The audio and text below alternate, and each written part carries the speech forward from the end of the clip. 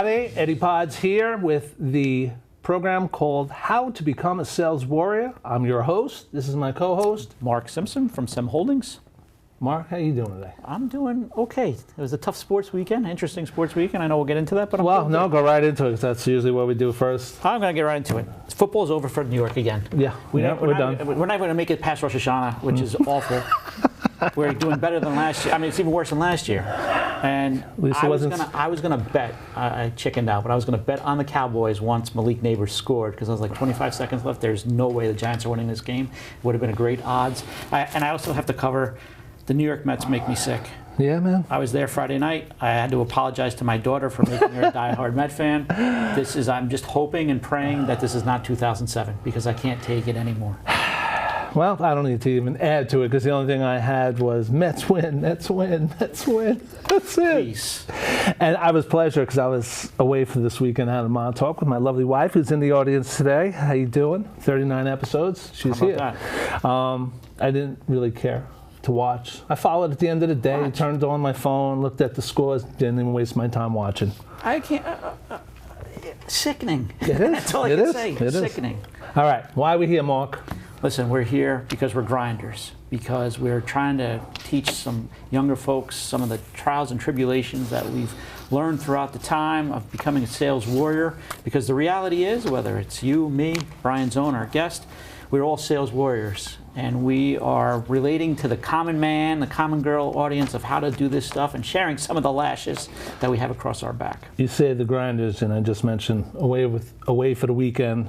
But 4 straight days, I found 1 hour of my weekend away with my wife. Well, having a great time. I found 1 hour each day to get 1 hour's worth of work done, whatever I got. There are no off days. There are no off days. So this is episode 39. Congratulations. Our guest is Brian Zone, so I feel like this is one of those 6 degrees of Kevin Bacon, because we both know Brian. So I'm going to say, Brian Zone, although I didn't grow up with Brian, he grew up with one of my best friends, so I kind of feel like Brian and I are connected naturally, so I feel like this is one of those special segments or special guests that I feel like it's kind of like family here today. Well, for you and me, it's soccer. For me and Brian, it's soccer. How about that? Our daughters started on this same 3rd grade team and played together for a bunch of years, played on the high school team for a short while. Now one's at South Carolina, one's at Penn State. How about that? Isn't that crazy? Right. She's not playing, is she? No. Okay. No. It can only take so much. That's awesome. That's awesome. I have a lot of access to grind this week because of just things that happened in my pod's work life. And for me, the word of the day is standards. And I'm finding more and more people don't have any. That there is no honor among salespeople. There's we're committed to help each other, make each other better. Then you say that is an issue where people have kind of sacrificed standards for the quota, for the sale, Correct. for the Correct. money. Right. Correct. And I sat there and looking at it, and I was going to jump over and say, fuck them all, I'm going to do the same thing. I'm going to come after you guys. You're going to be sorry. And I said, you know what? I'm going to do what I always do. Just win the honest way. Yeah. You got to. That's it. You got to be you.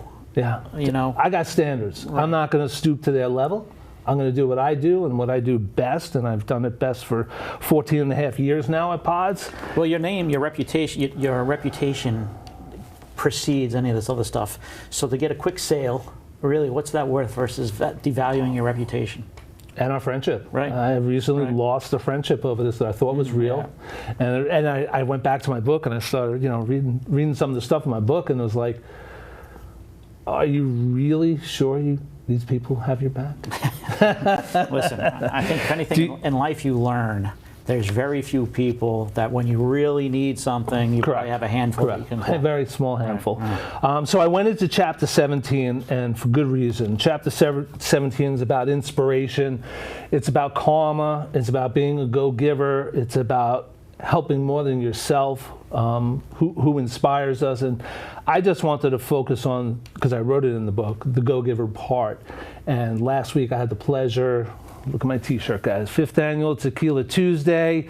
This was for the Danielle Conti Foundation. My networking group, Networking for Charity, has donated 3 straight years to this foundation that helps families with cancer. You were there. You saw the presentation. I thought she spoke really well. And again, for people who don't, this guy turns his backyard into a charity fundraising event. No money for you. You got your kids helping. Your family, friends are there. You know, you got your brother, your brother-in-law doing the bartending. I mean, so really a really kind, like that's why we're here. I mean, it's just a nice thing. Man. It's a go-giver, and we were able to raise over $3,000. Right. So I'm going to do a quick shout out to the back of the shirt. If it's on the camera, it is or it isn't. These people stepped up, donated extra money to have their names put on the shirts. The guy who printed the shirts, you met him there. Yeah, all nice guys. It was all on the house. Yeah. All in the house. And it becomes a real networking. It really did. Yeah. It really did. Yeah. You know. So for me, the action statement: are you going to be a go-giver, right, or are you just going to be a taker? Right. Are you going to be a go-giver? Or are you going to be a taker? You've heard me say this before. A lot of times, I'm not a traditional salesperson. Right. So we sell by not selling, right? And in essence, same thing. If you're going to be a good person, sometimes things naturally come your way versus trying to just take it. Very true. Very true. Which glides us right into networking tips. Yep. This one's for you. You know what? No, I'm going first because this one's for you. Because it says, bring a crew. How about that? So when you have an event and somebody says, can I bring some of my buddies? You just open the door because they help fill up the room and make it feel so much bigger, more alive. Yep. It was fantastic that you showed up. You brought your crew and Adam brought his crew, and it really amped up the event nicely. I'll give a shout. Holzer is a good man. Yes, he is. And hopefully we get this cut here, but not to veer. No, but, you know, and I'll get into the questions, but Adam Holzer and Huga, I just did my first event that I attended as a member. As a member? Very cool. Very impressed. I was impressed. I mean, the guy is a good guy. And what they're trying to do is like really positive stuff. And, you know, look, I'm negative by nature. Sure. There's naughty by nature, there's me. I'm negative by nature. Negative right? by nature. This guy is just a good guy, and everybody associated with this group has been, I'm not trying to put, I'm just being honest. He brought 5 of them to the event. Dude, they were very, fantastic. Very cool people. And so a shout out to the Huga folks. Huga. And Adam Holzer and whatnot. Just a very good group, and I encourage people to be open-minded. And he's invited to me, Maria and I and my daughter, we went to the picnic at Hoyt Farm. Yep. That was fantastic. I went to a breakfast down at my guy, Matt Young, the guy in my networking group. He's part of it also, and he hosted a breakfast right next to his warehouse. 50 people showed up on a Tuesday at 7 a.m. It was pretty good. Right. You know, I'm like, I like that. Right. You know, and a bunch of those guys did show up with him, so that was kind of neat as great. well. I'm trade showing. I'm flying out tomorrow, going to North Carolina to do another relocation trade show. It might be one of my last. We'll see. And I have, you know, for me, I had to find out, is there a pre-event? Is there an event the night before the day it happens? Sure enough, I got the email today. We have a bar. Do you want to raffle off something? I hit him back. How about a bottle of Woodford? Love it. Okay, so I'm already pre-gaming. Haven't even gotten on my plane yet. It's still 2 days away, but I'm getting ready. You're going to be very proud of me. I got different stuff for you here. So something stuck in my head. All right, and again, this podcast is very interesting. We're meeting a lot of interesting people, right? Joe Sarachek. He had this saying, right? If you believe a little, believe a lot. Okay. And it's stuck in my head, right? But if you believe a little, believe a lot. Shout out to Joe. Anyway, I'm doing a trade show, and we're going all in. We're sponsoring at GSX, which is a huge security conference. We're going all in. Not only that, though, as CFO, I pretend to be a finance guy every now and then. From a marketing standpoint, one of the things that a lot of times you look at budgets and you say, oh, I'm just going to do a little bit, right? You don't go full throttle. This year I'm changing it up, and I'm basically making the investment, and I'm going to start spending real money on marketing dollars and make the commitment to the companies. You know, I didn't meet Joe until he came onto our show, but I watched him as you asked a similar question to him, and I remember him just right out of it. Either you're going to do it, or you go in, or go all in, or don't go at all. Right. Some of the best stuff on this podcast. We're meeting some really cool people, and just as you bring it together, it's really interesting as our own perspective. So we're winding down. We're actually ahead of the game today, which is good. So we'll leave a couple of these for Brian when he comes on. We're going to go to break, and then we'll come back and we'll do a tequila time. Always my favorite thing. Yeah, I know. We'll be right back. Thank you. Thank you.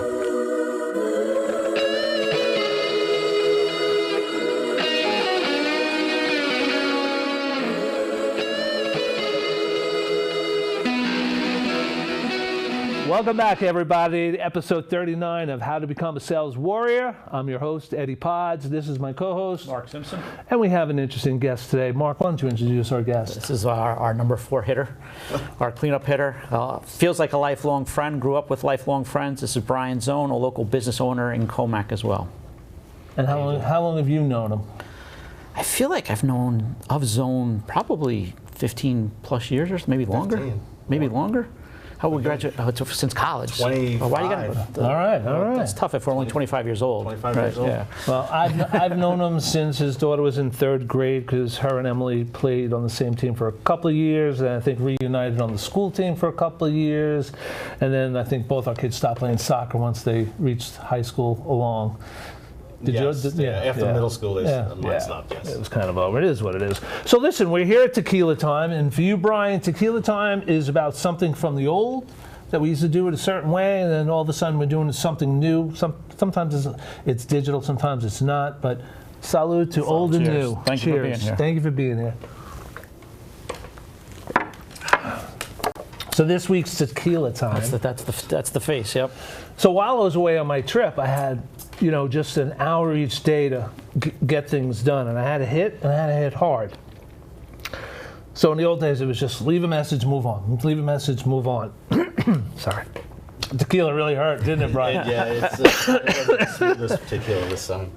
I started texting after the phone call because I realized that not everyone's on the same plane as answering their answering machine, listening to their voice messages. Some people are just texters. You just never know.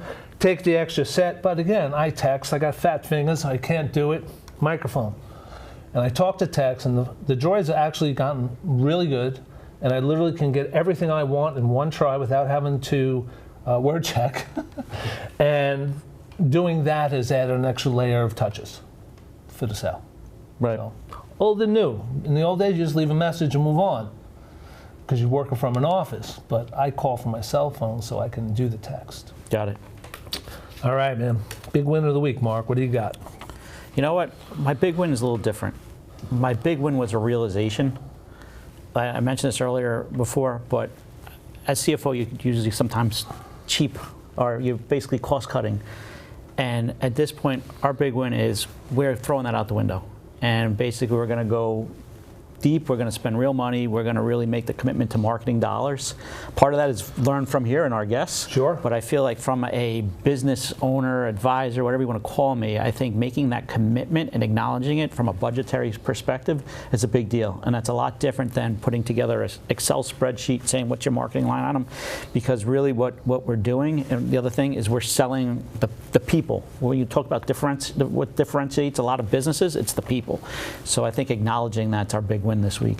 Branding is so important. Underrated. Again, yep. I'm going to North Carolina this week, a relocation conference.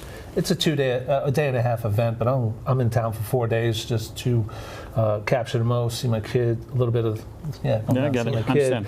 Yeah, a little sneak visit down there. But the big win for me was Tequila Tuesday. Having Katia there from the Daniela Conti Foundation. It was awesome. She was, sometimes when you do something for people, and I've donated to a lot of charities through my networking group, they're grateful, but not that grateful. You know what I mean? Like, they're grateful. Don't get me wrong, but this woman, she was grateful. She was grateful. Yeah. She set up a booth and she set up signs and she brought an employee with her, and they were there to talk about children's cancer. And to be able to raise $3,000 on a Tuesday night in my backyard, I'm pretty damn proud of it. I really am. That's great. What about you? Big win. Big win for the week. I would say I took a different approach at work. So my sales is a little different now than it was. I was out in the field for 20 years, and then I brought myself back in when I started opening pharmacies. So this week I actually gave the power back to the employees. So this week I took a little hands-off approach. After listening to one of the episodes with Mark about the bird shit effect. Yeah, man. About me just spewing stuff in their ears and then taking off. Just taking off, let them deal with it. This one, I gave it to them, let them deal with it, and we had a great week. So last week was the first week of this. Last week was the first week. This week I'm doing it also, which brings me out here today. Excellent, excellent. So so that's my big win, is actually doing less. Awesome. No, it's a big point. So it's a big win. We're going into best business decision. So sometimes it has nothing to do with wins. I did something that, you get accounts from the powers that be, and the accounts pan out to nothing. And you spend time chasing these accounts, and then finally you're banging your head against the wall, you're bullshitting in the conference call. Did you call them again? Did you call them again? And you're just like, I'm chasing dead weight. So I actually emailed my boss and I said, I feel like I'm chasing dead weight. I'd rather go explore and try to find new stuff than trying to beat these old accounts that won't return my call, Or trying to return close my a stale email. lead or so. Right. Yeah. I said, I would rather somebody else take these than me waste my time again. Maybe it's me. I know it's not, but, And he replied back, I'll take them off your plate. And I was like, thank you. Off my shoulders. Great decision. Now I don't have to get on that conference call. And he starts asking everyone about the relocation companies that aren't growing. The industry has changed so much in relocation because of COVID, because of remote work, because of you can literally work from anywhere now, that these big companies are not moving their employees. Yeah, the top senior guys, but that's white glove moving. We don't do that. We were the DIY, one bucket price move for these companies, and nobody's moving. Not like it was in the corporate world. People in general are still moving, but the corporate world, because you can work from anywhere. Right. In the corporate world, they were just moving all over the place. Yeah. At any time. And the cost of those offices, especially in the city, which you're really going to see kind of the impact in another year or two. Yeah. So, that was, what about you? Business decision. Best business decision this week, or I'll just say, we rely on data. So again, a lot of what I do, you can talk to people, and sometimes you're in leadership roles, and a lot of times what I try to do is I believe in metrics. And I lay out metrics, and whatever business might be, the metrics speak for themselves. And so I've rolled that out across a couple of different places, and I don't even have to say anything, because the metrics create accountability. I'm smirking because as the top sales guy for Pods, I hate metrics. But they need to be used for others, not me. And others. People will wonder if there's ever tension between a finance department and a sales department. Here you go. So you have 10 sales guys, and your top guy is outperforming everybody by 4 or 5 times. Do you hold him to those same metrics? No. Okay. That's all I needed to know. That's Listen, all I needed to know. There's another two words, and I've said this for a long time: sensible flexibility. Okay. You can put all the rules in place, blah, blah, blah, all this crap. At the end of the day, you're going to do what makes sense. There's always got to be a place of sensible flexibility. My wife will tell you, I think I'm the exception when it comes to my company. That's how I feel. When you outperform and you outdo, you just get a little bit of an arrogance about you that, whoa. These guys need this. How many guys are doing a podcast at your company? 2, and they're not. And one of them's in marketing. Oh, there you go. Believe it or not, none of the sales guys. None of the sales guys. Best business decision. Best business decision this week. I mean, it was letting the employees go on their own instead of me watching everything that they're doing. Also, best business decision also is that we're now taking over another pharmacy that we own, and one of the partners is leaving. So now I'm going to be a sales warrior again. There you go. I've been in the field, but this is going to be more of growth. Is this Merrick, or is this a new one? Okay. Yeah. So we have a pharmacy in Merrick also. So when do you take the reins fully? Today. Good, congratulations. Good for you. That's big shit. So today after here I will start going on the road. Awesome. So going on the road for you, is that going to doctors' offices? Is it going to the local community boards? What is it? It's both. My biggest attribute was that I was a sales rep for dermatology for about 20 years in different specialties, doing pharma sales. And I've grown to know so many physicians, PAs, staff members throughout the whole state, even the whole country. Okay.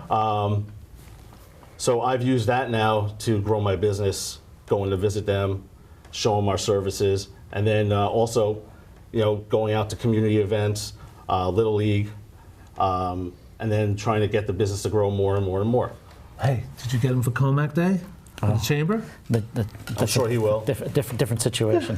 Well, let me. So, when you first came out of school, did you go right into a pharmaceutical rep? No, I had a family business that was started by my grandfather in like 1930s.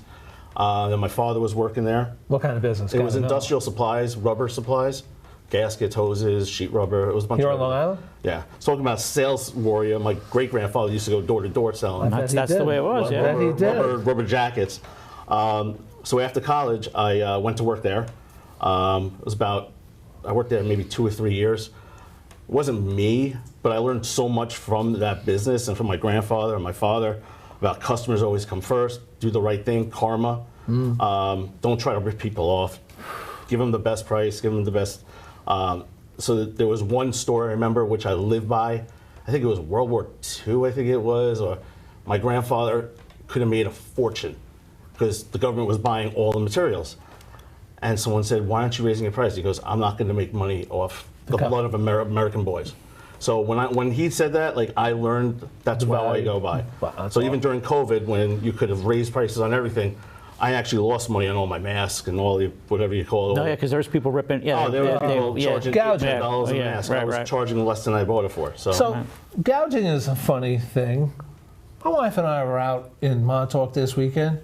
There's only one gas station in town, and do you know $4.69? Is that not gouging? You know what? I mean, come on. $4, and when we went to the marina, the boat gas was cheaper. It was $4.09. If you haven't been to the Vegas Strip, I have. Bottle of water, $8. All right, all right. So gouging, yeah. So you go through. You're there a few years, and I was there about 3 or 4 years. Then we sold the business, and we owned a building there also. Sold the business, but kept the building. No, we sold the building as well. The real estate. Yeah, the real estate. Okay. And then from there, I went to was trying to decide what I want to do in my life. I went to work at a company called Headhunter.net. You probably remember that. Right.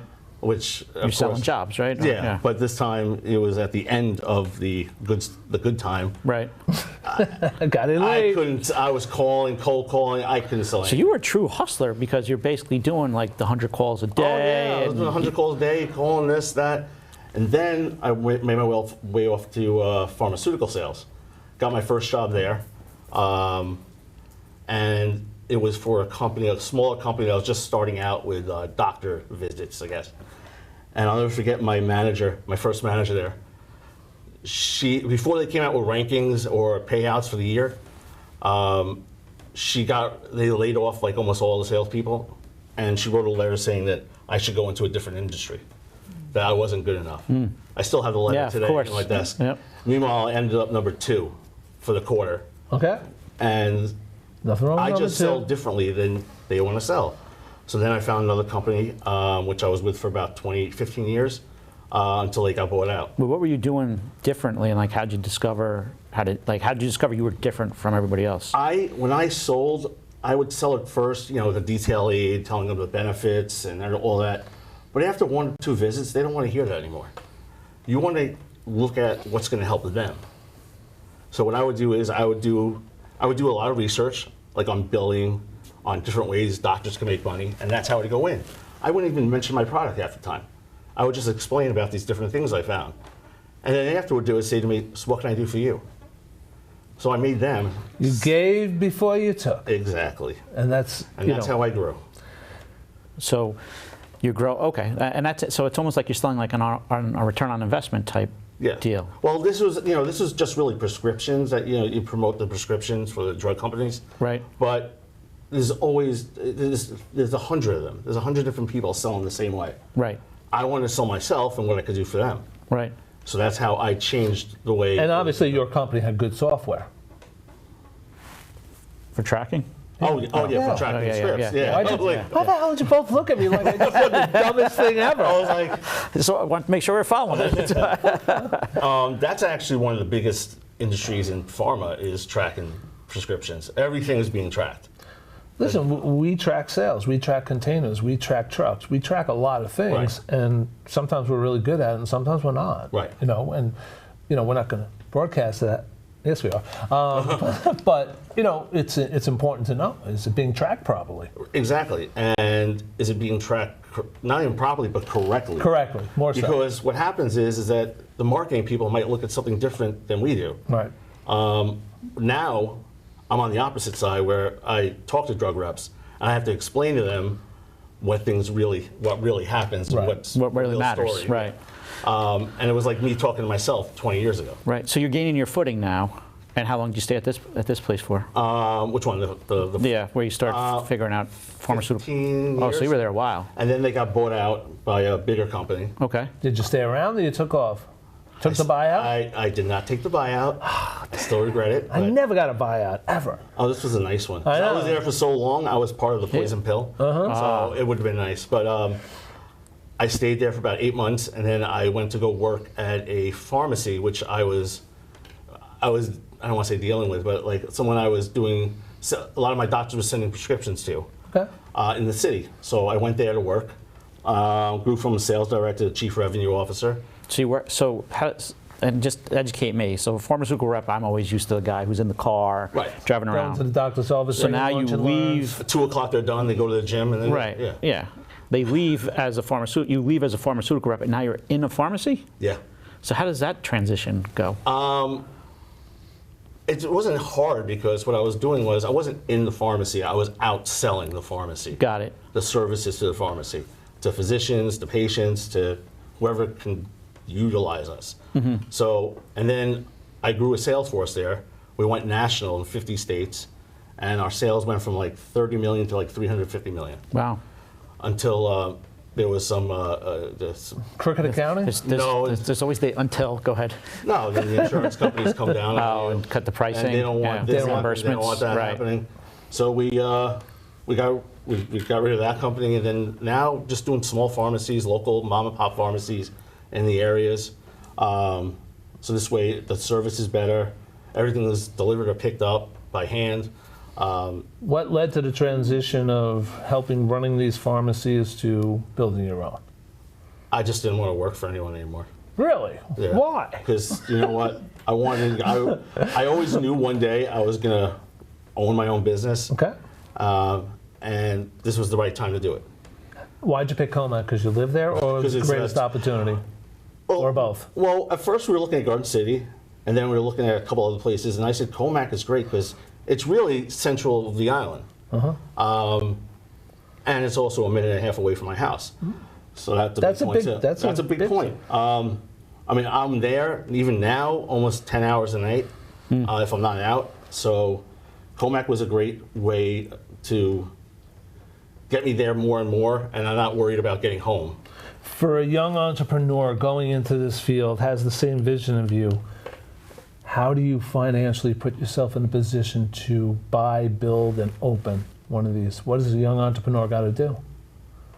You got to sweat. I mean, so I have a partner Okay. in both my pharmacies.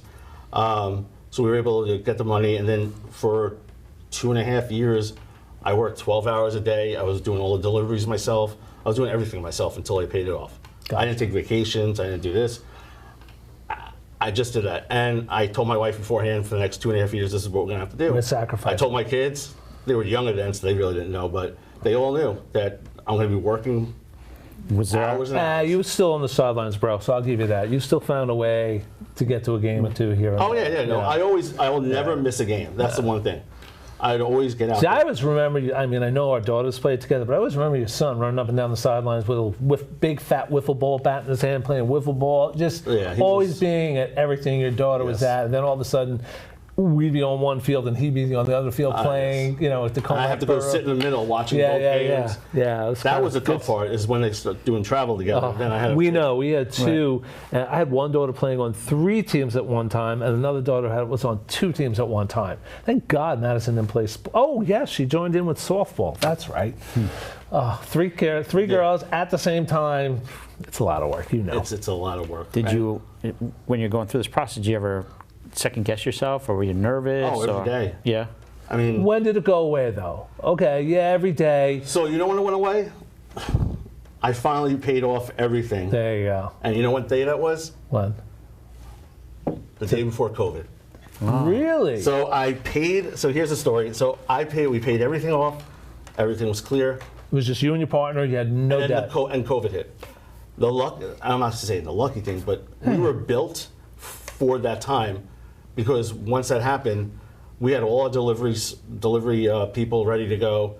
The way the pharmacy runs was perfect for that. And almost And you were virtual. essential, so you were And able we to were work. essential, so we were open. We were able to deliver. We were able to get the medication. So we really didn't hurt that much. And later on, in the beginning, it was because no one knew what was going on.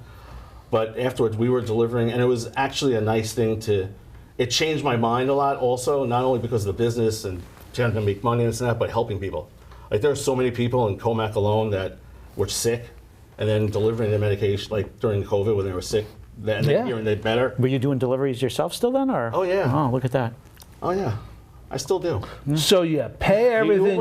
I think part of you likes that. Yeah, I always like learning, seeing what people are going through. So they can't complain to me if they say, "Oh, it's so hard to do this." I go, "I just did it." So you did it. You have a few years. You enjoy some growth. Now you dive back in and buy another. Yeah, that was fun. Did the wife climb on board for another 2 years of working? Well, that one it wasn't the same because you know, we had a lot of business out there already. But yeah, now it's perfect today because both kids are away. So what else? Where's your son going? He's going to Tampa, University of Tampa. He's a freshman. Freshman. Gotcha. So we're empty nesters. So I have a lot of free time. So I said it was perfect. Even my wife said, "Now's the time to do it because what else do you have to do?" So yeah, and Merrick I grew up in, so I know the area there. That's why I picked the two of them. I grew up in Wanto. Oh, there you go. My parents still live there. So building that one is my goal for that one is to build it to where it is, where Comac is now. With Comac, did you do that from scratch, or was that an existing business? No, Comac was from scratch. The building was the first tenants. But Merrick was existing? No, Merrick was. From scratch It was actually, it was a. It wasn't like you stepped into an existing business or anything like that? Okay. Put together a new one. Put together a new one. Did you design it this time? They don't let me design. They as in your partner, or? Yeah, it doesn't let me design things really. Okay. Because my taste is a little different. Okay. But no, he has designers that design it, and it's a very nice looking, like European style pharmacies. And how'd you come up with the name? What is the name? There's Long Island Apothecary and Merrick Apothecary. Okay. So it's part of the Apothecary group, which is like 11 or 12 pharmacies altogether, which we all worked together back in the day, and we all opened our own pharmacies. Oh, so are these guys privately owned, but we just market together, really. Was everybody was a sales rep at the time? No, a lot of them are pharmacists. Okay. I'm actually the only one who wasn't a pharmacist. Okay. So in New York, you're allowed to own a pharmacy. So it's like a cooperative group? It's not even, just friends working together to help each other. But grow. you're sharing marketing expenses? no. Okay. Some expense, some, but no. But it's more of just we wanted to call it an apothecary group. So. Okay. So you say apothecary, and my wife knows what I'm thinking right now. It just goes right to friends. The apothecary table that Yes. Ross bought. It's just something. So what is the word apothecary? It's mean? actually the first pharmacist. That's what pharmacy was, or pharmacist. Yeah, back in the day. Back in the day. So we wanted to think of a name, and I used one of those crowd services. Right. I said, give me a name, and everyone kept going towards apothecary. They loved the Long Island Apothecary. I like the word. I do. I mean, my first name was Comac Chemist, and I'm like, it's not terrible. no, but then you can't Then really. you could be a geek, and So we decided to go with apothecary. And then you might be, now with cannabis everywhere, you might be mislabeled. That's not, I have people coming in every day asking for us if we're a dispensary. Yep. Nope, we're not a dispensary. What's been some of the hardest things or biggest challenges as you've gone along the way? Well, now one of the biggest challenges, two biggest challenges, are employees. Dealing with employees, different personalities. Because you're like a therapist more than an employer, right? Yeah. And I was always on their side, so I'm now learning to be more of a listener and let them do what they have to do. Also, is now I'm selling customers, patients. You know what I mean? Like they come in, we have to have the right person behind the counter to address them. Yes, I get because it. the biggest problem is customer service.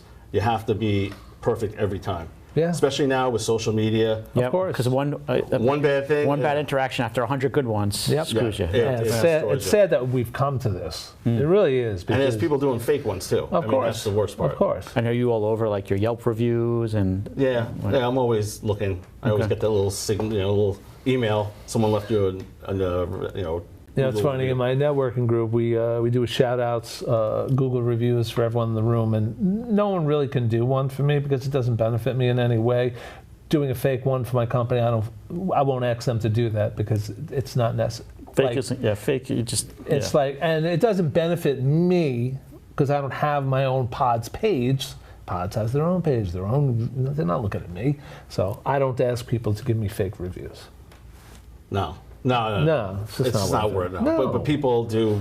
I don't know. No, you're 100% right. They do. They fake them. But like you were saying before about karma and with sales reps, Yeah. that was something that was very big back in the pharmaceutical age when I was doing sales. Not really with me, but there'd be reps throwing out samples from each other, bad mouthing each other. Yeah. And Yeah. like you said, karma's the way to go. I mean, I believe in karma, so that's the way I do it now too. Is there's a lot of competitors in my industry now that Yeah. have moved into this and trying to do what we do. If there's one place you hired a sales rep, he's really good, he's coming in, you want him to go where? Where do you want him to go first to bring in more business for you? Where are you pointing him? I'm pointing him to new business. Where? Where are you pointing? Well, I got to look at my data. So we do have data also. They don't really have it anymore for us, but on who writes more prescriptions, a lot of prescriptions. So I'm going to point him towards people that I know that write a lot of prescriptions that we don't get business from and see if he could build it there. If it's someone that's been in the industry before, I ask him, who are your biggest people? So you're trying to go B2B. Yeah. You're not even though C is the end run, customer, Right. I do consumer. Yeah, we do. You're not searching for the consumer. You're searching for the person that tells the consumer where to go. Right, because with the consumer now, with us, I have the Facebook ads, I have the Google ads. So whenever they do the keywords, it'll come up for them. Right.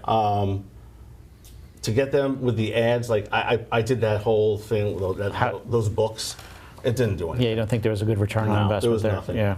Have you? And again, only because I have someone in my group.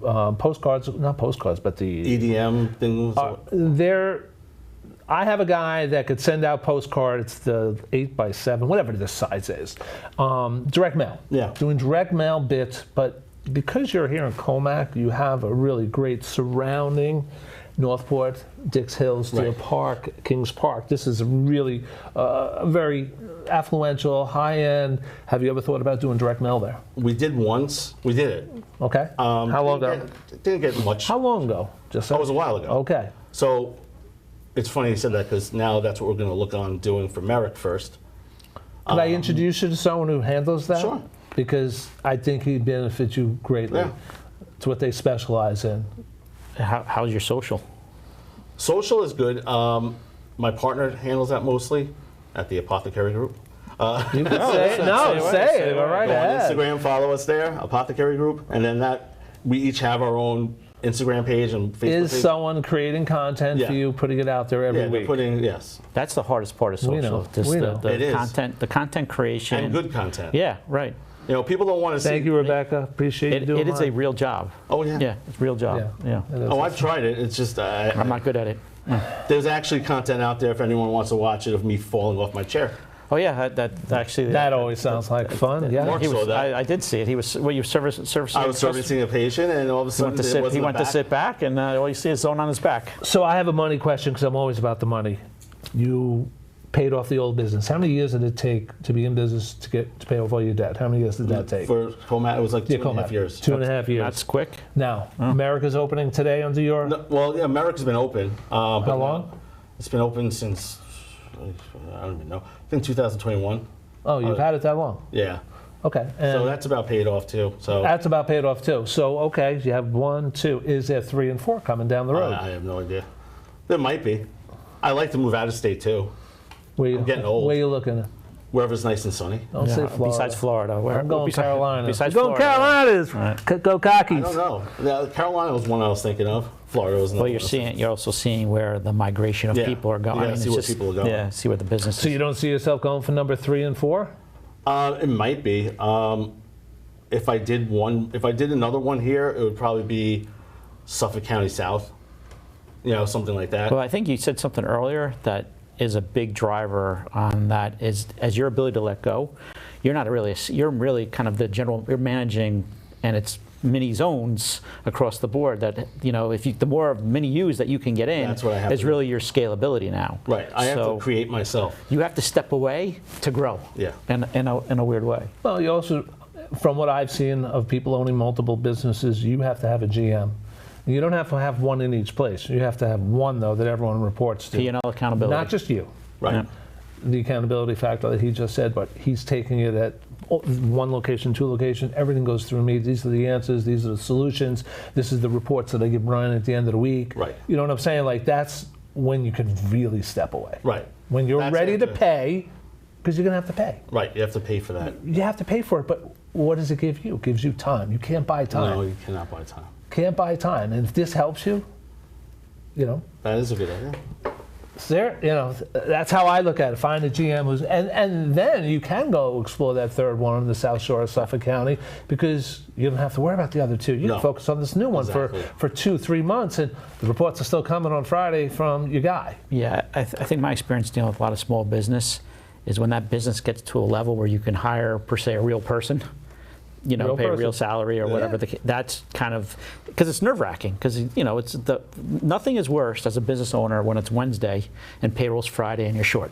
That stress, that stress is awful. Yeah.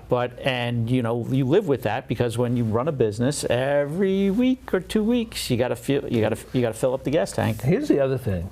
We all talk about legacy, at least I do.